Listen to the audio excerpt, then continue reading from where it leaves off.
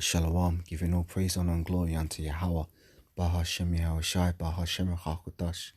Double honors to the elders and apostles, great millstone that rule well. And shalom to you, Archean, who pushing this word around the globe in faith and in truth and sincerity. As always, I start by saying that we are the real Hebrew Israelites. The real Israelites are so-called Negroes, Latinos, Hispanics, Native Americans, West Indians, West Africans predominantly. However, you are going to get Israelites that do look like the other nations, because Israel has been scattered amongst all peoples throughout our various captivities. However, if your seed line by your forefathers goes back to the man in the Bible named Israel, then you too are an Israelite no matter what you look like. Because pertaining to Numbers chapter 1 and verse 18, your nationality is determined by the lineage of your forefathers. So, with that being said, let's get into this. I want to do a little lesson on an article I was just reading about this character named Naya Riviera, who supposedly was an actress who worked in that show Glee. I don't really watch much TV, so I didn't watch this show. I don't know of it, but I just want to get into this article and bring a few precepts out on this topic. So it says, this is from the dailymirror.co.uk. It says, Naya Riviera's unconditional love for her son, Josie, as she dies saving his life. It says the Glee actress was enjoying a boat trip with her young son Josie, when she tragically disappeared into the water, and her last moving gesture saved his life. Let's read this. It says, Naya Riviera was out boating with her young son Josie last Wednesday when tragedy struck. In a final attempt to protect her 4-year-old son, the actress, 33, now pay attention to that number, 33, had just enough strength to push him back into the boat from the lake. The Glee star then disappeared underneath the water. On Monday, Ventura County Sheriff Bill Ayub confirmed that they had found a body that has been identified as Naya. In his moving press conference, he spoke about Naya's final gesture as she desperately tried to keep her son safe. She mustered enough energy to get her son back onto the boat, but not enough to save herself, the sheriff said. So here's a look at this woman and her son. Naya saved 4-year-old Josie before drowning. This is Demi Lovato says Naya Riviera helped queer girls like me in heartbreaking tribute. The doting mom of one had dedicated all of her time to looking after her son, who she shared with ex Ryan Dorsey. I'm going to get onto that in a minute. It says her love permeated through her social media posts and the touching moments that she captured with her youngster. In one post she wrote, "I'll love you forever. I'll like you for always, as long as I'm living. My baby you'll be. Happy birthday, Josie. Love, Mummy." This shit.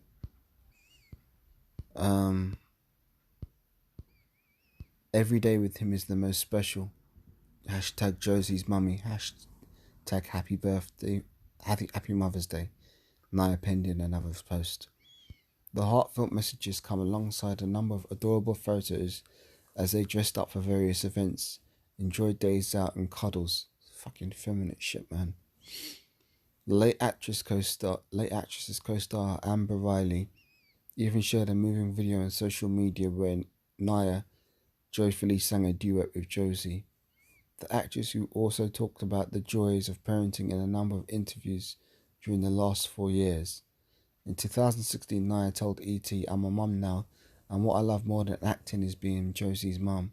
I so want to be here for him, and I don't want to miss anything. I'm going to navigate the right way to do that." The same year, the Glee star spoke about the overwhelming love she had from her baby boy. And she's some Edomite dude here. The heart-wrenching time for the family. The dad comforted his child while they were united at the home, where Naya's sister, Nikayla, lives in Valencia, California.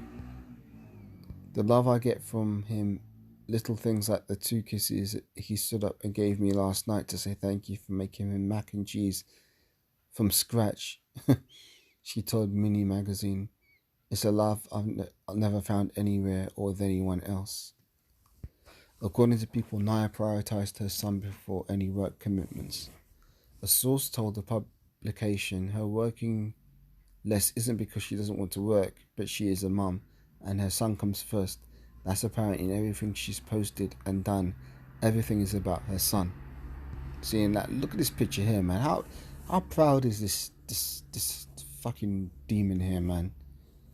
I mean, why would you need to post for a photo like that? This is just the ultimate in vanity and pride, man. Just months before her death, Naya and her ex-husband also agreed to joint custody of their son Josie. I'm going to get onto this. The new agreement would mean that both parents can enjoy summer vacation time with the youngster and split their parenting equally. In her last emotional post before disappearing into the water of Lake Piru, Naya shared a heart-wrenching picture where she cuddles her son. She captioned it, "Just the two of us." Well, guess what? The Most High saw this, and the Most High has brought about judgment for this, because this isn't right. Let me just get my precepts. Because according to the law, when a woman separates from her husband, she isn't supposed to get custody of the children. She's supposed to leave on her own, because the children are actually the property of the father. And the wife is also the property of the father, but in the society they don't respect the laws of the Bible. And you've got these women up here running around doing whatever the hell they want, being lawless. But let me get some precepts. I've done enough talking.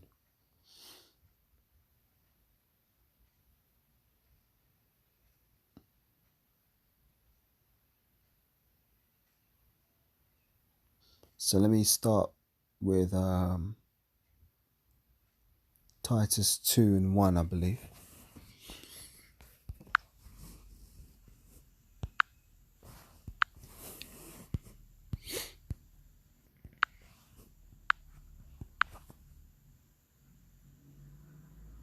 Yeah, let me start from Titus 2 and 1. So this is, "But speak thou the things which become sound doctrine, that the aged men be sober, grave, temperate, sound in faith, in charity, in patience. The aged women likewise, that they be in behaviour as becometh holiness, not false accusers, not given to much wine, teachers of good things, that they may teach the young women to be sober, to love their husbands, to love their children, to be discreet, chaste, keepers at home, good, obedient to their own husbands, that the word of the Most High be not blasphemed." Now let's think about this, right? This woman here, she died supposedly in a boat trip. Is this being good, chaste, and a keeper at home? She died in a boat trip, yeah. Let me tell you something, yeah. When you're in a rowboat, a lot of people don't seem to realize, but it takes a lot of upper body strength to row a rowboat, and that's something that women generally don't really possess. Men are a lot stronger physically. So if you're going on a rowboat on some deep ass river with your son, thinking that you're gonna row it all by yourself all the way around the lake or whatever it is, and maybe you've bitten off more than you can chew. And guess what? Maybe if your husband was with you, you wouldn't have got yourself into that mess. Maybe if you'd have kept your ass at home, you wouldn't have gotten into that mess. So this was judgment from the Most High, man. Let's get some more precepts. Let me read this again for edification's sake. It says Titus chapter 2, verse 1. "But speak thou the things which become sound doctrine, that the aged men be sober, grave, temperate, sound in faith, in charity, in patience. The aged women likewise, that they be in behaviour as becometh holiness, not false accusers, not given to much wine, teachers of good things, that they may teach the young women to be sober, to love their husbands, to love their children, to be discreet, chaste, keepers at home, good, obedient to their husbands." It's like it, obedient to their own husbands, that the word of the Most High be not blasphemed. So I'm going to jump from that. I'm going to jump to Genesis, the 3rd chapter.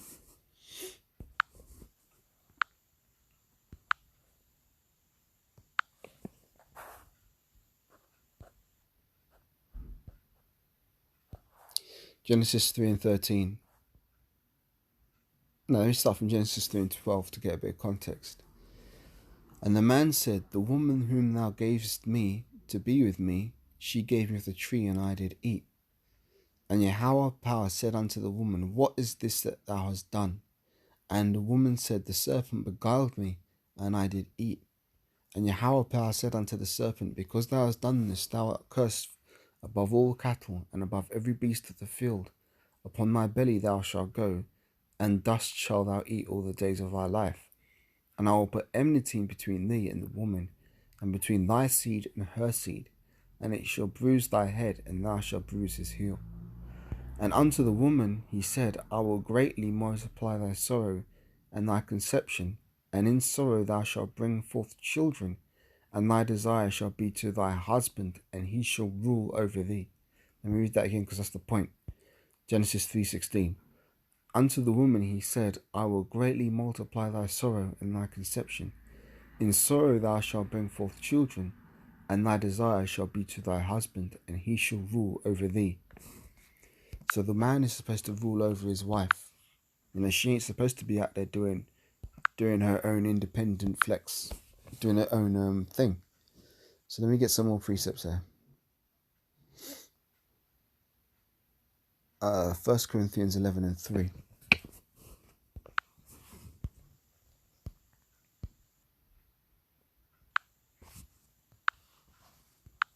This book of 1 Corinthians chapter 11 verse 3, and it says, but I would have you know that the head of every man is Hamashiach, and the head of the woman is the man, and the head of Hamashiach is Yahweh, the Most High. Every man praying or prophesying having his head covereth dishonoureth his head. But every woman that prayeth or prophesieth without her head cover dishonoureth her head, for that even is as if she were shaven. For the woman be not covered, let her also be shorn. But if it be a shame for a woman to be shorn or shaven, let her be covered. For a man indeed ought not to cover his head, forasmuch he is the image and glory of the Most High, but the woman is the glory of the man. For the man is not of the woman, but the woman of the man. Neither was man created for the woman, but the woman for the man. So basically, what I'm going to read that again, because I kind of butchered it a bit. It says, 1 Corinthians 11 verse 3, it says, but I would have you know that the head of every man is Hamashiach, meaning Yahushua. The head of the woman is the man, and the head of Hamashiach is the Most High, Yahweh. Every man praying or prophesying having his head covered dishonoureth his head. But every woman that prayeth or prophesieth with her head uncovered dishonoureth her head, for that is even all as if she were shaven. For if the woman be not covered, let her also be shorn. But if it be a shame for a woman to be shorn or shaven, let her be covered. For a man is indeed ought not to cover his head, forasmuch as he is the image and glory of the Most High. But the woman is the glory of the man. For the man is not of the woman, but the woman of the man. Neither was the man created for the woman, but the woman for the man. See, so basically women were created for the men weren't created for the women. So what else do I want to bring out here? Well, let me just see.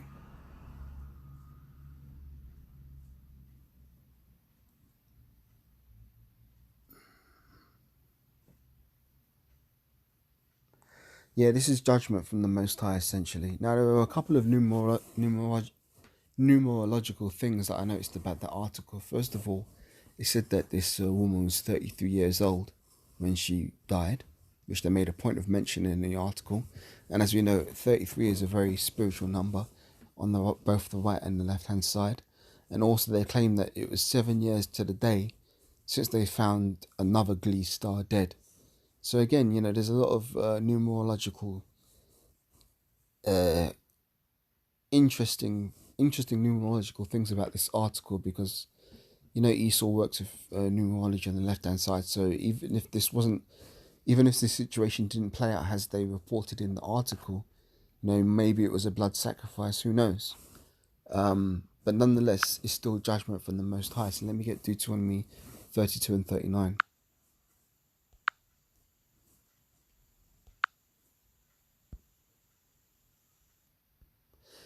This is Deuteronomy 32 and verse 39. It says, "See now that I, even I, am He, and there is no God with me.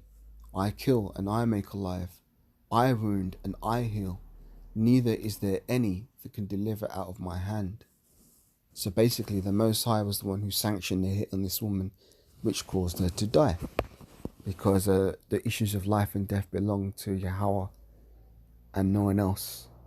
So let me get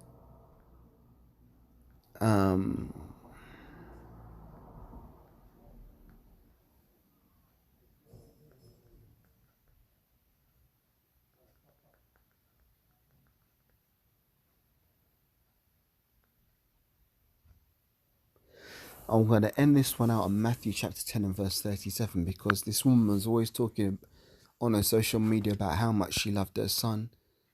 And we're not supposed to be like that towards our family members. We're supposed to love the Most High first and foremost, especially if we're Israelites, this without question.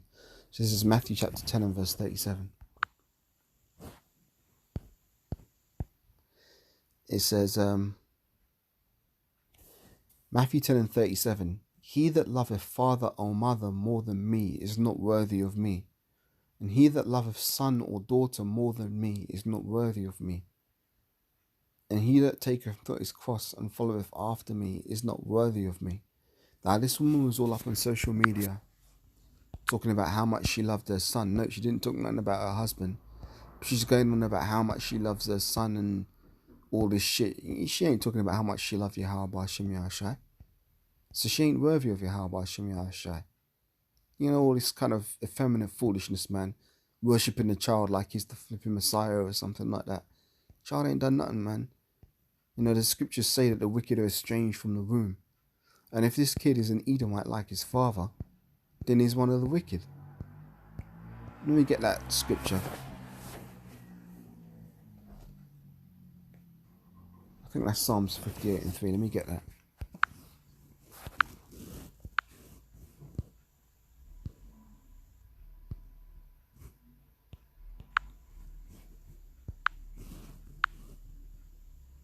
Yeah. Psalms 58 and 3. It says, "The wicked are estranged from the womb. They go astray as soon as they be born, speaking lies."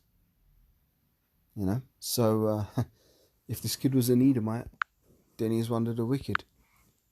So, yeah, with that being said, I'm going to close this out. I've made the point on this topic. So, giving, once again, all praise and all glory unto Yahweh, B'Hashem Yahushai, B'Hashem HaKodash, double honors to the elders and apostles of Great Millstone, who rule well, and shalom to Aki and pushing this word around the globe in faith and in truth and in sincerity. And until the next time I'm able to do another lesson, Lord willing, I'll say shalom.